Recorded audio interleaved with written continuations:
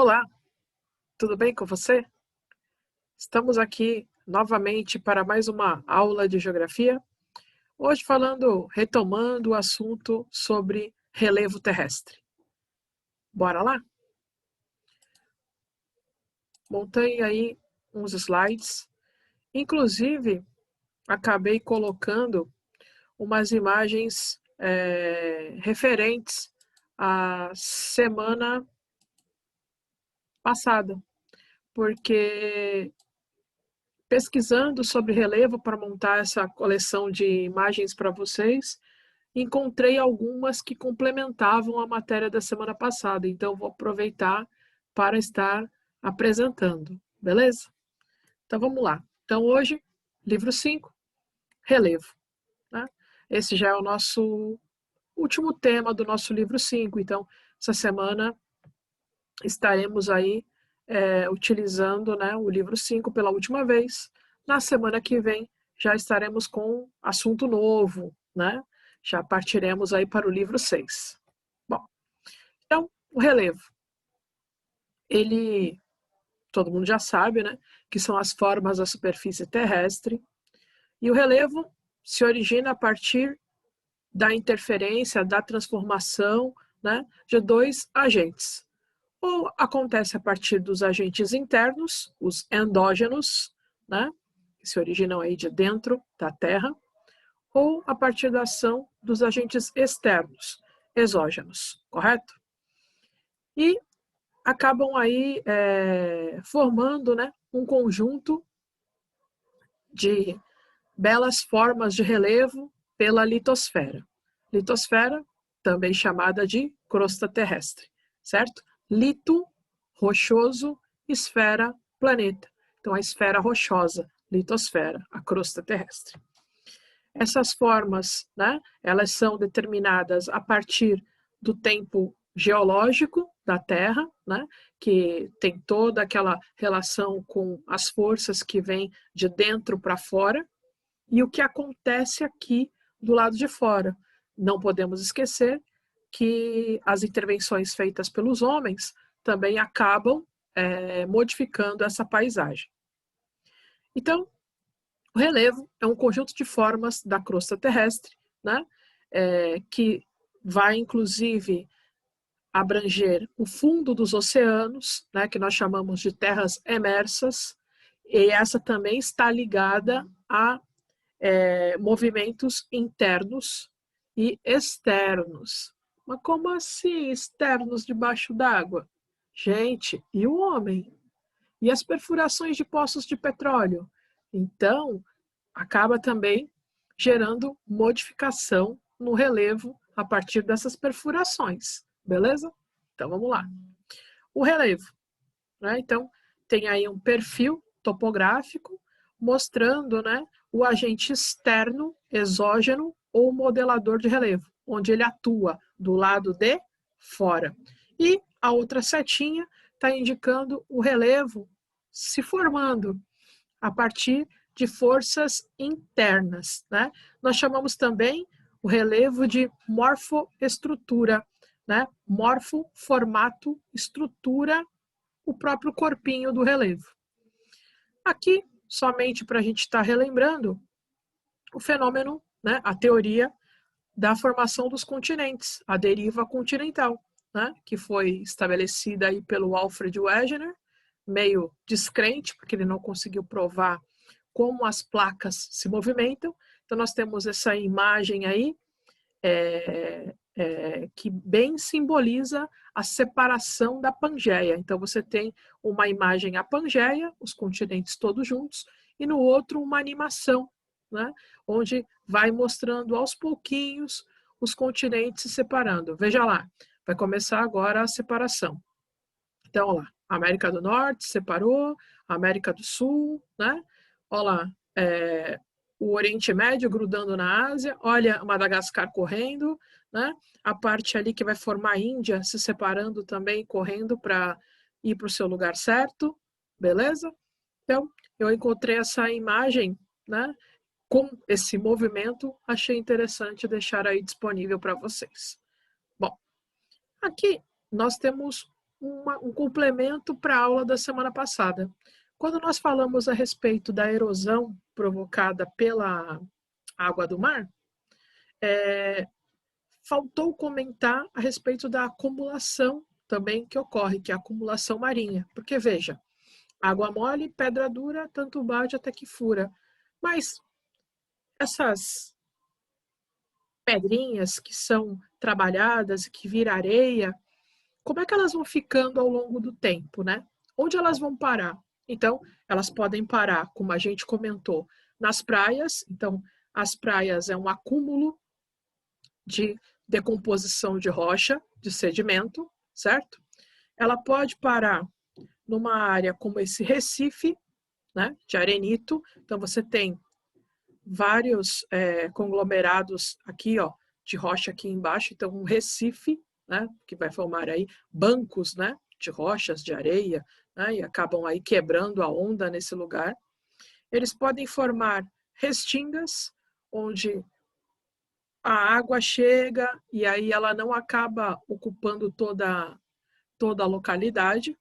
E elas podem formar o tômbolo, né, que isso aqui nós temos um artificial na Ilha Porchá. A Ilha Porchá, ela era uma ilha separada de São Vicente, né? Mas para facilitar o acesso da população, começaram a colocar várias rochas para facilitar o caminho até lá, quando a maré estava mais baixa, né? Depois fizeram uma ponte de madeira, que a gente chama de trapiche, até chegar ao ponto de construir mesmo uma rua, né? Asfaltada, tudo direitinho, com uma estrutura, né? Então criou-se ali um tômbolo artificial, que é a ligação de uma ilha com a outra ilha. Na Itália, os tômbolos são naturais. Cria-se cordões de areia ligando uma ilha à outra, ok? Bom, temos aí também ainda falando dessa parte da abrasão marinha, água mole, pedra dura, tanto bate até que fura. Aqui uma primeira imagem de falésia, né, que a água do mar vem e quebra o paredão rochoso, deixando aí, ó, um rastro, né, do seu trabalho. Canoa Quebrada tem um paredão rochoso assim, parecido com esse, né, um trabalho erosivo da água do mar. E falésias, né, também, ó, que aí você muitas vezes nem chega a ter essa costa arenosa. Às vezes ela tá que nem essa parte aqui, ó, direto no mar, né? Não houve tempo ainda do acúmulo de um bom banco de areia para formar uma praia. Isso aí então é a falésia, né? Bom, aqui para a gente relembrar, intemperismo físico, que é o intemperismo também chamado como mecânico, que é o do esquenta, esfria, contrai, dilata. Então, olha o que aconteceu com essa rocha. Ela se partiu toda exatamente pela oscilação do calor e do frio. Calor e do frio. A segunda é o intemperismo químico, que é a plantinha que libera o ácido sobre a rocha, né? E ela foi então se fragmentando, se quebrando, né? E a última, o intemperismo biológico, que é a ação das plantas, das minhocas, né? Do homem, certo? Todos que acabam aí causando alguma interferência no espaço geográfico. Bom, agora nós temos um esqueminha que vai mostrar, de um modo geral, todas as formas de relevo terrestre que nós temos na área do continente, que são as terras emersas, certo? Bom, então vamos lá. Aí nós temos, partindo aqui do nível do mar, né? Então nós temos o mar, está o nível do mar, ó, toda essa área aqui a nível do mar, certo? Aí tem a praia, que está situada na planície, ó. Aí aqui nós temos a subida, né, para o Planalto, Isso aqui é um planalto, que parece, ó, uma chapada, também parece um tabuleiro, também parece uma mesa, né? Também pode aparecer com essa palavra. Tabuleiro, chapada, planalto, mesa, tá? Tudo para a mesma forma de relevo. Caminhando mais um pouco, encontramos uma depressão absoluta. Quando ela recebe esse nome de depressão absoluta? Quando ela está abaixo do nível do mar. Ó, tá vendo? Ó a linha do nível do mar. Aqui, ó, é a medida ao nível do mar. Quando esse lugar, né, ele está abaixo do nível do mar, ele é uma depressão absoluta, ok? Aí, logo a seguir, nós temos uma montanha, que aí existe uma briga entre os geógrafos quanto à definição do termo montanha. Então, alguns levam em consideração a altura, outros levam em consideração a idade geológica da rocha. Então, rochas mais antigas, rochas mais novas. As mais antigas, então, já não poderiam ser montanhas, porque estariam menores, já desgastadas pela ação erosiva do vento, do sol, da chuva, né? Então, esse aqui, a gente vai falar daqui a pouquinho um pouco mais sobre ele. Temos ainda a depressão relativa, que é acima do nível do mar. Você tem lá um vale, uma espécie de um vale, de um buraco, tá vendo? Só que ela está acima do nível do mar. Então, nós chamamos de depressão relativa. Tranquilo? Vamos continuar aí. As principais formas de relevo. Olha aí, isso aí é a nossa querida Cordilheira do Himalaia. Olha lá, que bonitona. As montanhas, né? São aquelas regiões em que ainda hoje o processo interno supera o externo. Lembra que eu falei? Aqui nós temos o encontro de placas tectônicas, uma está mergulhando embaixo da outra e fazendo a outra subir, né? É o que acontece no Himalaia, é o que acontece na Cordilheira dos Andes, certo? Só que as montanhas que apresentam altitudes acima de 300 metros, eles chamam de montanhas. Aquelas que têm menos do que isso, chama de morro, certo? Quando eu tenho um conjunto com várias montanhas, passamos a chamar de cordilheira, certo? Quando eu tenho um conjunto com várias montanhas, uma ao lado da outra, nós chamamos de cordilheira, beleza? Se a montanha apresenta altitude superior a 300 metros, ela ganha o nome de montanha. Se ela tem menos que 300 metros, ela é chamada de morros. Mas isso há uma divergência. Então, se você encontrar algo diferente a um livro, não está errado. É que ainda não definiram o conceito, né? Bom, o Brasil tem montanhas? Então, por isso, né? O site de geografia visual, né, é um site confiável, né? Ele fala que há uma controvérsia aí, né? Porque como o relevo do Brasil é muito antigo, é muito desgastado. Então ele acredita que deve ser feito não pela altura, e sim pela idade das rochas, que foi aquilo que eu acabei de falar. Então, o pico 31 de março e o pico da neblina, eles têm uma boa altura, acima de 1.000 metros de altitude. Então, teoricamente, seriam montanhas para alguns geógrafos. Para outros, não passam de pontos mais altos do Brasil, morros um pouco mais superiores. Por quê? Porque é uma geologia muito velha, antiga, datado lá do período pré-cambriano, do tempo que a Terra ainda era blá, blá, blá, blá, blá. Lembram disso? Muito bem. Os planaltos são superfícies elevadas, com ondulações suaves na parte de cima, né? Nas suas laterais, geralmente, tem um acabamento, que a gente chama de escarpa, é um declive, né? É uma caída, né? Elas lembram mesmo o formato de uma mesa, de um tablado, certo? De um bloco, né? Então, por isso que elas têm aí, acabam tendo vários nomes. Chapada, tabuleiro, certo? Tranquilo? Planalto. Aqui, para a gente ter uma ideia de uma área chamada de mares de morros, o que que é?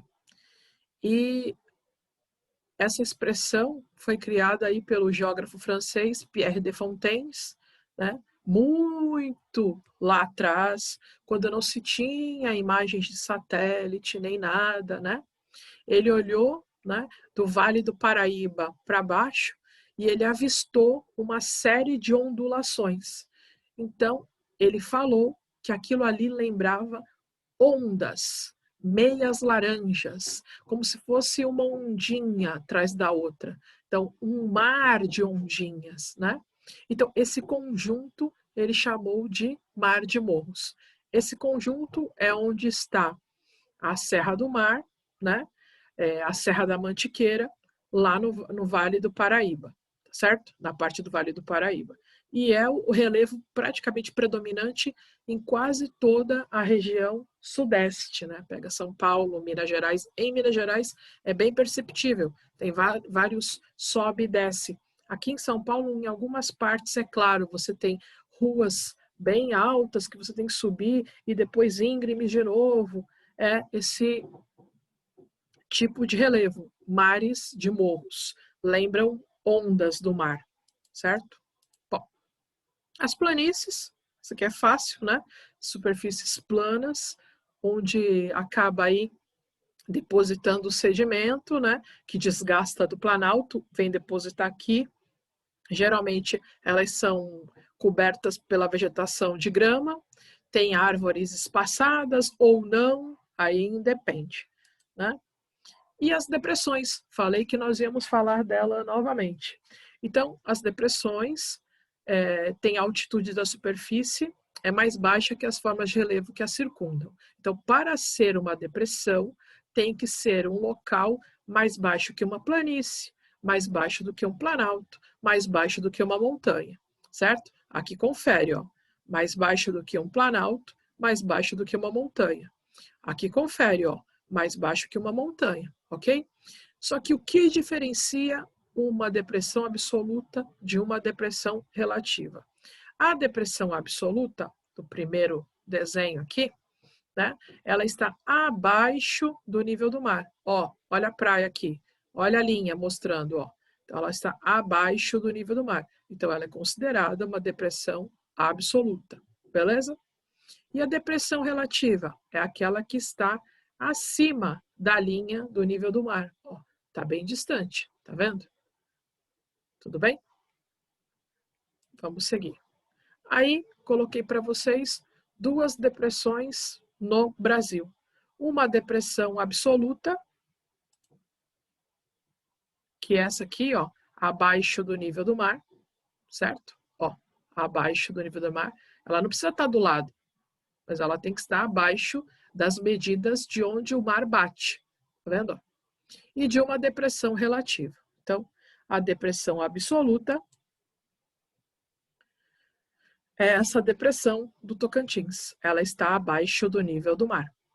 E a depressão relativa, né, também chamada de periférica, é essa aqui, ó, onde está a área do Planalto Paulista.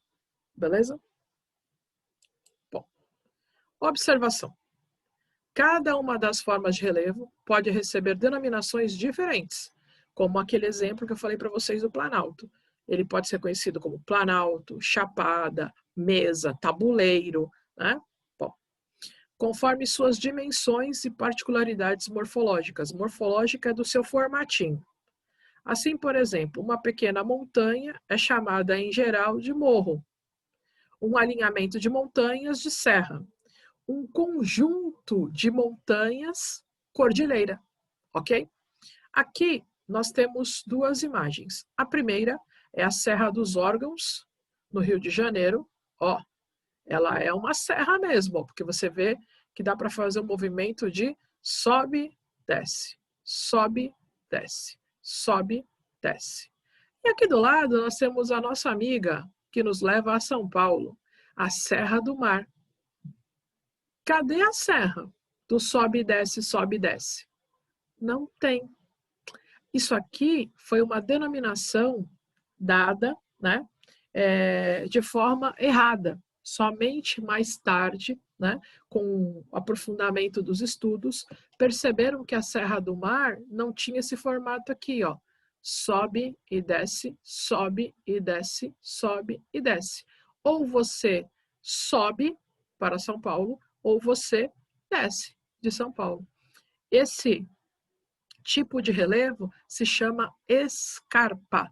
É um acabamento do planalto, certo? É a lateral do planalto. Então, ele é um pouquinho ondulado, dá a impressão de uma serra, mas não é. Nós não fazemos esse movimento de sobe e desce, sobe e desce.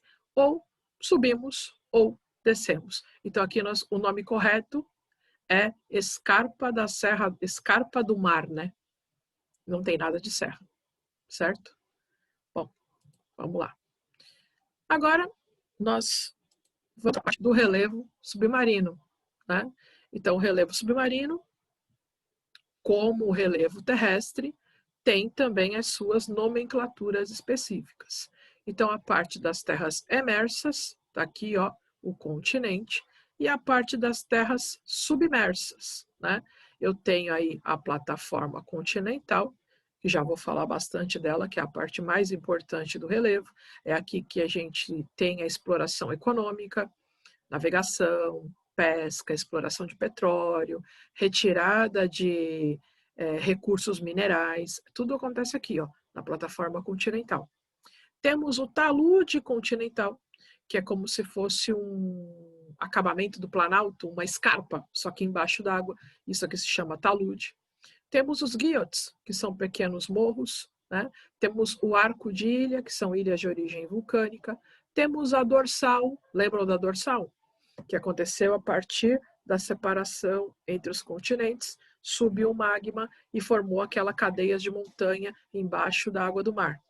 Temos uma outra ilha aqui, ó, ilha vulcânica também, ó. Essa aqui dá até para ver bem que foi várias erupções vulcânicas até esse pedaço atingir a parte superior, ficar fora da água do mar.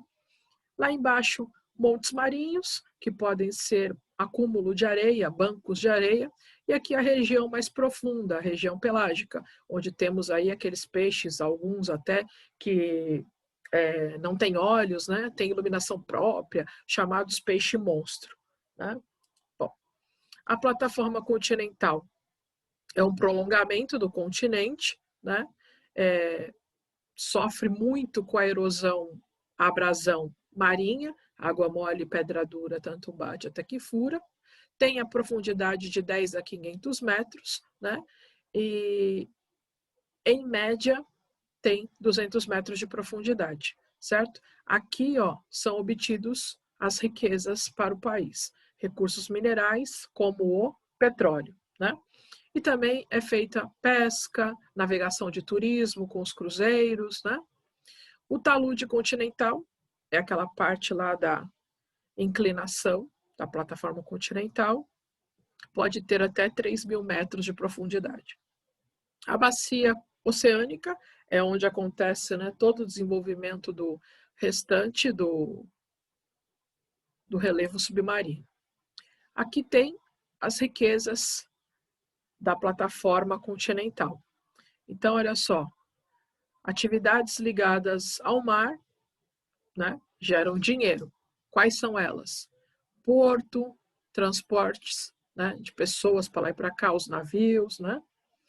Agricultura, que coloca nos navios as produções para exportar, né? Também acaba indo muito alimento processado, que nem aqui nós temos a Citrosuco, que vai embora para os Estados Unidos, navios e navios com suco de laranja.